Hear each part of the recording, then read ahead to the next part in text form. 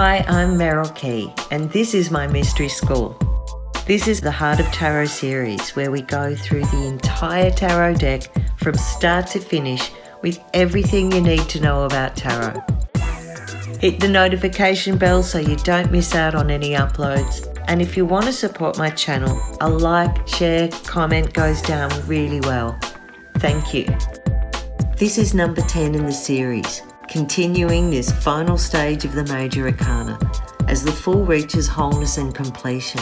I'll cover the Sun, Judgement and the World card in detail, and we'll top off the whole journey with a full review, spreads, tips and tricks to pull it all together.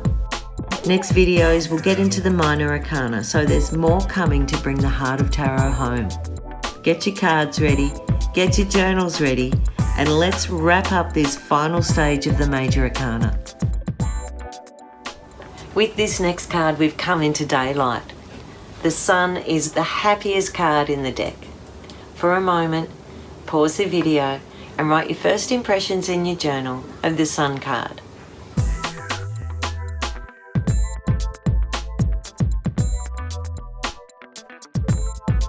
You have to feel good about the Sun card, and just the Sun itself. It makes you feel at ease, confident, optimistic about the day. You can see what you need to do, and everything just feels blessed with a generosity when you're in the Sun. Here we have everything's blooming, everything's pointing up. It has ease, confidence, and new strength and purpose. The Sun is assurance and clarity. You can see what lies ahead. It's active and masculine, it's outward focused, visible, moving, light, and conscious. It's aware. After the darkness comes the dawn. But this is a full midday sun. The Sun at its brightest, its strongest, its most illuminating. It bubbles with joy. The white horse that we saw in the Death card is now carrying a child, which is a clear indication of that regeneration and rebirth that we were hoping for. A new cycle has been seeded. The key words of the Sun card: success, prosperity, vitality, joy. It's a yes card. It's a confirmation. It's illumination, awareness. It's also exposure, things coming to light. Reversed, this card means a loss of strength, a loss of power. It's notoriety rather than recognition. It's a fall from grace. It can also mean criticism, because the Sun can be quite judgy, nothing's hidden. A lack of clarity, a lack of honesty, and a lack of direction. So having a closer look at the Sun card, we know it's a number 19. 1 plus 9 equals 10. And if we break down the 10, we have the 1 and a 0. So the Sun is some link to having the skills, having the wisdom, being able to move with change and take control of destiny with a freshness and an innocence, ready to start again. This big yellow sun, it's got this passive face, it's a beautiful face on it. It's the light of truth, of clarity. It's very content, and it illuminates everything around it. It sheds light. It brings awareness and is conscious, unlike our moon card. And look at our other suns. The Fool has a white sun. It hasn't gained the experience. The Lovers have a big, huge sun filling up the whole sky. It's very sort of absorbing and therefore hard to see what's happening. The Death card, the Sun is just rising, caught between restriction, and in the Moon, the Sun is eclipsed and it's got this judging face over it. So that's the difference when you see this Sun. It's very unconditional. It's got straight lines and wavy lines. And this is just showing that balance between what is passive and flowing and what is directed and motivated. There's 4 sunflowers and they're really optimistic. The only barrier is self-made. And this walled garden is contained. Nature isn't wild and wolves and dogs roaming. This is a really safe space. It's really productive. Our white horse has no bridle, no saddle, and from death we can clearly see this is renewal. The child is just so joyous, arms outstretched, garland in the hair and the red feather of the Fool. And the Death card. This horse represents power. It's a white horse of purity. There's no games, there's no hidden agendas in this card. This red flag shows the child's victorious, announcing their arrival. So it's a real celebration going on here. Astrologically, this card is linked to the sun and the sun god Apollo. You just can't help but feel optimistic with this card. This is the stage for the Fool, of illumination and emergence. He knows who he is, having weathered many storms and faced his fears. He's grown and matured and become independent. For a caterpillar, it now has butterfly wings. They've dried in the sun. They're open. It knows what it is. It's self-actualized. Know thyself. To thine own self be true. This was the key instruction written up over the Delphic oracles in the Temple of Apollo in ancient Greece. To know thyself means to know your strengths and your weaknesses, to know your limitations, and to know your purpose. Importantly, to thine own self be true is not an invitation to be self-serving or greedy. That's the sun out of balance. When someone is blinded by their own light, it's about actualizing who you are through integrity, healthy boundaries, and aligning with your values. The sun is a yes card. It can mean a happy announcement, a birth, a wedding. You got the job. It's straightforward, clear, and celebratory. As for timing, it can represent one day or 1 year. It also means daytime and summer. I also associate this with the solstice, the summer solstice, midsummer, which in Southern Hemisphere is December 21 to 23, and in the Northern Hemisphere, that's June 21 to 23. These are the times when we can reap the harvest. We bring other people in to share, we connect to family and friends, and we celebrate the good times.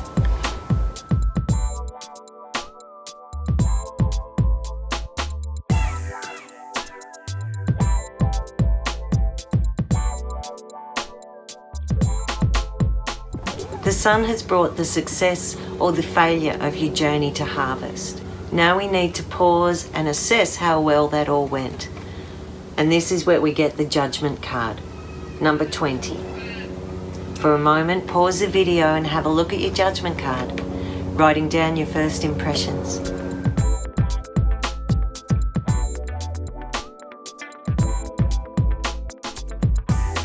This card is like the Day of Reckoning.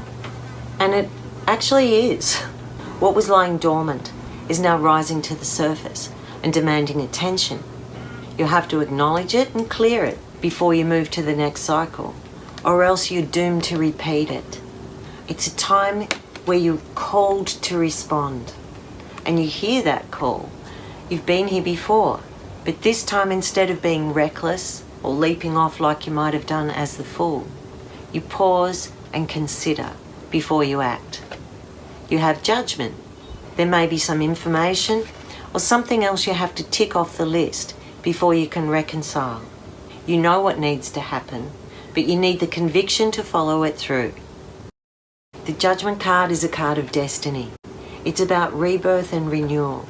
It has a sense of passing through to the next stage. Fate and judgment are tied together because we've got the angel here calling. It's giving a blessing. This card gives you a chance to clear some karma, to get absolution, get a cleansing, and move on from a bad habit or a bad relationship. It's when the heart, the mind, and the soul come together, and you know what comes next. The issue is resolved, you have a last look back, you hear the call, and that gives you the conviction to move. The key words for the Judgment card: resolution, conviction, synchronicity, hearing the call. So having a look at number 20, the Judgment card. And we'll start with the number. Double X, double Wheel of Fortune. This is the craziness that happens. This is the result. 20 is also made up of 2 plus 0. Completely trusting your inner knowing. It's also linked to the Justice card, number 11, because 11 breaks down to 1 plus 1, which equals 2. So the Judgment card is about that union of opposites and the final decision, an inevitable decision that comes to fruition. We've got our winged angel up here with the red wings again. This is Gabrielle, the one who voices, the one who calls, is making the call. And we've seen Gabrielle here with the Lovers. The trumpet is bursting through this fog, through the clouds. It's waking you up. The ice mountains here, we saw them with the Hermit card. This is about a higher calling, a vision with purity. And there's 6 figures outstretched here. Instead of pleading and begging like the 3 figures of the Death card, they're openly waiting for redemption. They're rising out of the graves. It's resurrection. And I wonder if this figure is from the star. And if this is the child from the sun. And potentially, this is our Fool. It's interesting that they're actually rising from crypts. They're contained in boxes. This isn't the wild wilderness world of the moon. This is piercing through that fog and waking you up. The astrological sign of Judgment is Pluto, the god of death, the god of regeneration, and the god of the underworld. This is the stage of the journey where you can lay the past to rest. You can forgive, resolve, and move on. You can acknowledge what's gone down and it doesn't bother you anymore. The new seed is planted. The Judgment card says, hear the call. Allow the parts of you that went dead to come back alive. Something is breaking through your awareness. It requires action to bring it to the surface. The call is felt inside and outside. Like I said, it's mind, body, and soul come together. So you can feel it like a synchronicity. There's an inevitability with this card, an inevitable ending. The Judgment card can also literally mean judgment, feeling judged. It requires you to make a clear judgment. It's a decision to complete what you've started. Tick off all the boxes. It's opening night, and all you need to do is get your little ducks lined up in a row. The Judgment card links to the Wheel of Fortune, 20 and 10. This is twice around now, and it becomes this. That's why you know what lies ahead with this card. You've been there before. You can see the pattern. The next move is yours. If you proceed, you move to the World card, the final in the sequence, completion. If you refuse the call, you slip back to the Moon, confusion, distortion, illusion, because you've missed the step of the Sun, having the confidence and the honesty, the illumination to become complete. We can't know ourselves fully unless we respond to the call. Judgment tells you where the seeds of the next cycle have been sowed. The rising dead are also the things that you couldn't take with you, but they're asking not to be left behind. What will you take through to the next cycle? Consider your talents and your skills, all the experiences, the way you've handled tough times. These are the things to take through to the next cycle.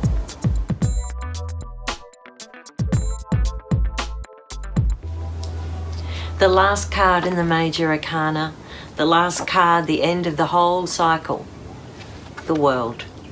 For a moment, pause the video and write down your first impressions of what this card reminds you of, how it makes you feel, just for a few moments.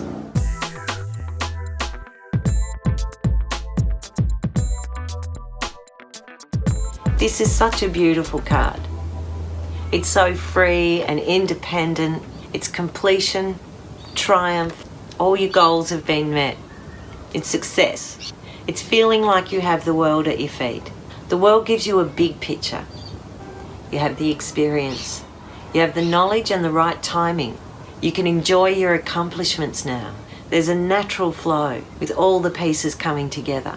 The key words of the World card: wholeness, completion, the big picture, and worldwide. The World card is such a joy to get in a reading. It's always a good sign. If we start with the number again, it's a number 21, which is made up of the Magician, the High Priestess, equaling a number 3, the Empress. So it's a really interesting combination there. We have the will and the skill, the inner knowledge, forming creation, new beginnings, fulfillment. Number 3 is also the Hanged Man, 12, 2 plus 1. So there's something in this World card that reminds us we can stay suspended. But here she's stepping out. The cocoon is broken, the chrysalis is opened, and new life is beginning, just as the old life dies. She's looking back over her shoulder, looking back at the past, looking back at all the experiences. She's dancing on her right foot, and her left foot is up. She's literally spinning, and she's got a purple banner wrapped around her, the colour of spirituality. But also, I wonder if this is the curtain ripped down from the Justice card, and now it's the celebration of all things coming into completion. And from where we are looking into this card, we are looking through a portal, and we're witnessing that new life fully formed. This is a gateway. We see this wreath is formed as the Ouroboros, the snake biting its own tail, that symbol of eternity and rebirth, transformation. These 4 symbols are actually symbols of wholeness. They represent the astrological signs, the fixed signs. Taurus the bull, Leo the lion, Aquarius the water bearer, and Scorpio the phoenix. So, you know, Scorpio, a fixed sign, is normally a scorpion. When it's in its highest vibration, it is an eagle or a phoenix. This card represents Saturn, the planet Saturn, because Saturn was the planet that was the edge of the known world. It's the last planet we can see with the naked eye. This is the stage of the homecoming, triumph and success. You're back where you began, but now you have wholeness as the new cycle is beginning. It's when the hero returns to their home village and everything is familiar and the same. But something in them has changed. They are literally more worldly. They view the world differently. They're more conscious, they're more aware, and they're more present. When you've reached this part of the cycle, you're more kind and more gentle, more grateful, more ready to serve. The wheel of fortune was when destiny is spinning the wheel and you have no control over the outcome. This is where that lands, and you've got accomplishment, the successful completion of that task. It's a card that is a gift and a blessing. You've done all you can and everything's turned out okay. There's peace, love, unity and respect. The world is when everything comes together in a natural conclusion. We're looking through a portal into a birthing, but at the same time, there's an ending and a completion, a celebration of wholeness. It's embryonic but fully formed. Seeing the big picture. It's a big 0, and we're back here with the full at the start again. I also use the world to describe worldwide, as in the World Wide Web, the internet, broadcast, the world stage. Someone who's a gifted and central figure. It's also a card for global issues and, of course, the earth. Just to go over the key words of this final line: the stage of completion, wholeness and spiritual development. Our first one, number 15, the devil, betrayal, bondage and domination. Number 16, the tower, upheaval and sudden change. Number 17, the star, hope, healing and balance.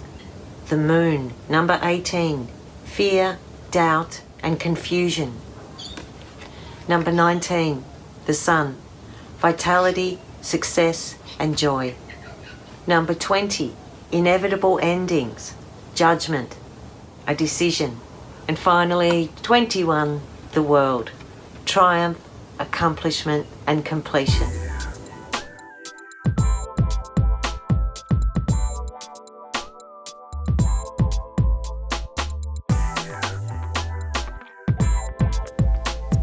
Looking at the whole journey now, the Fool's journey from when he first stepped off the cliff, number 0. The first line, the mundane, the physical lessons he had to understand. The second line, the stage of psychological development, getting inner strength. And the final line that we've just been through, the stage of spiritual development and wholeness and completion at the end. So in our upper world, which changes here, this is when the Fool enters the chrysalis. So everything above here is the upper world. And everything below until the sun is the underworld. The Fool is just innocent and full of potential. So he first meets the teacher in the magician, the call to the journey. He then reflects, he refuses the call. He meets the high priestess and has to connect to a purpose. Then the Earth Mother and the Earth Father, and finally the blessing that comes from uniting this section brings around the commitment of the lovers. Having made a commitment, the Fool has to learn about conflict, challenges and tests, and this is continued down here with the Strength card. After this, once again, we need to reflect, learn a bit more, get some wisdom from everything that's been through, because the next step we're plunged into the Wheel of Fortune, that complete captured by fate and thrown in every direction. This is the consequence, and this is the realization that in order to move forward, you have to go down deeper, you have to face a death. And the loss and the vulnerability that comes through that, we get healing. Thank goodness Temperance is there to bring around that fluidity and the integration. But having found balance, we always look to unbalance. So we're faced with temptation, then explosive sudden change and ruin. Healing once again with the Star, which is our highest form of the spiritual feminine. This is the recovery of your faith and the reminder of how to get here to the end.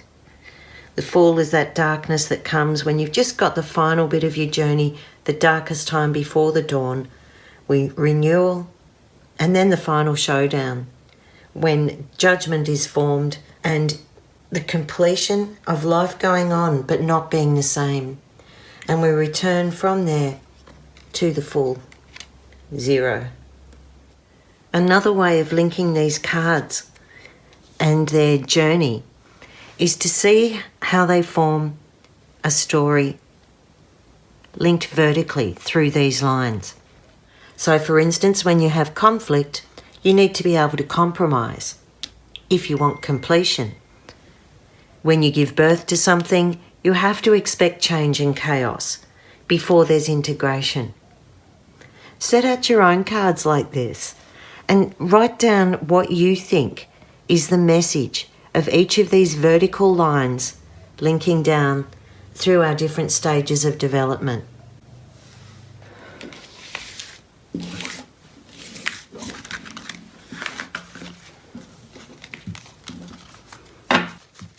Gather up your majors and we'll do a 5-card spread. Now I love the 5-card spread. It's my number 1 card I use at work because it just hones in on all the details and gives very clear direction. So I've got my 22 plus or full or 21 plus full major cards here, giving them a good shuffle. And the question we're going to do is, what next for my journey? Cut the cards.